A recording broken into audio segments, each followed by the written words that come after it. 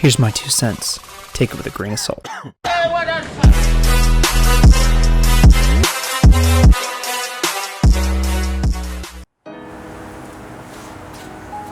What is up, you guys? Welcome back to the Saltie's channel on YouTube. Today we're going to be talking about making a backdrop for those of you who are streamers, or maybe anyone who has a workshop or workbench where they make a lot of videos. Something that can go behind you, super cheap, super easy, benefits you with audio, and it's relatively easy to put together. So, without further ado, let's get started.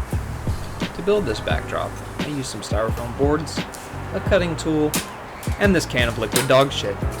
So learn from me and just buy regular old super glue. To hang it up on the wall, I use these non-damaging hangers, and this yardstick functioned as my straight edge and measuring device.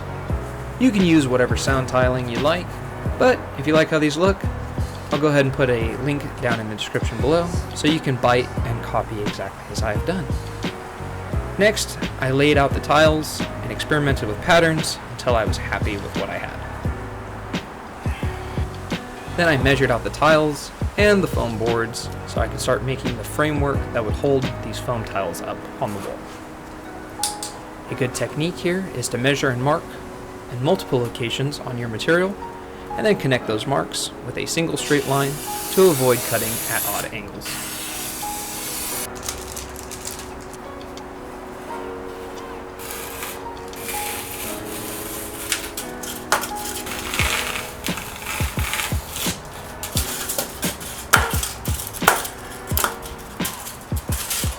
Rinse and repeat the process for the smaller boards.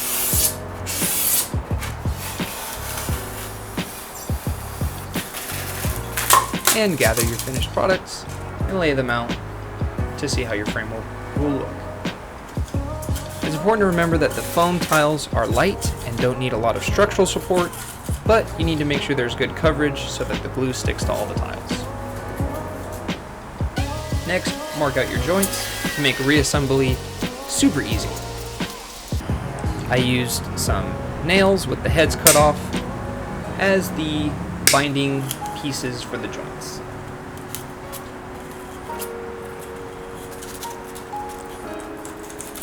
Use your marked edges as a guide and reassemble everything super easy.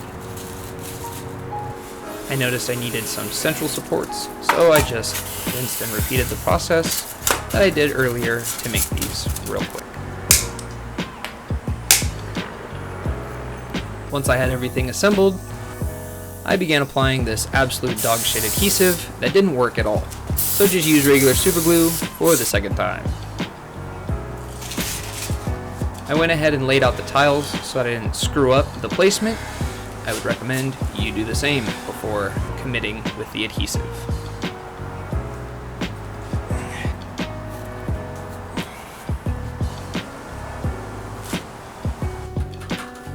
Here inside the studio, I assembled the non-damaging hooks, and as you can see, broke the soundboard as well. I applied the non-damaging hooks into the foam itself, right at the very top, and broke it again while I stuck it onto the wall.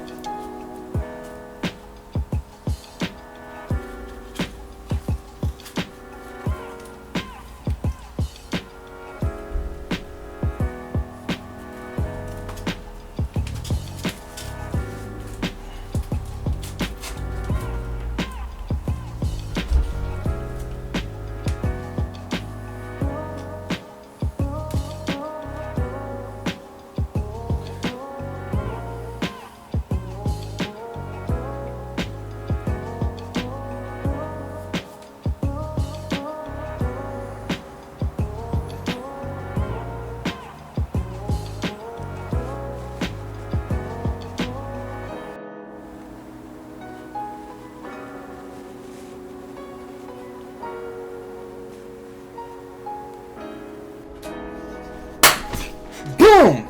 That's how it's done, ladies and gentlemen. Super cheap, super easy, and it doesn't damage the walls. That's exactly what I was going for here. This is not supposed to be permanent. This is for those of you who are renting or are afraid to put things up physically onto your walls because you don't want to damage them. Yada yada, all that sort of stuff. All in all, I would estimate this cost me about 40 bucks. I'll put all the links below. And Amazon, and yeah, I guess I'll just use Amazon links even though I went out to like local stores for this sort of stuff. As you can see, I fixed this little corner. Super easy. Peel it off, reapply glue, stick it back on. Too easy. I know I edited it into the video earlier, but don't use the spray glue. Use like super glue, something like that.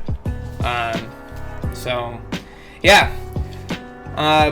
Post in the comments if you have any suggestions or maybe ideas on how it could be improved. In the future, I'm going to be doing some lights around the exterior, so stick around. Make sure you check that video out when it comes. And yeah, just as the popular YouTubers say, smash the like button. Let's see if we can get this video to 10 likes. It's a pretty modest goal, everybody. So if we can't do it, I'm probably just absolute dog shit. So yeah, stay salty. Deuces.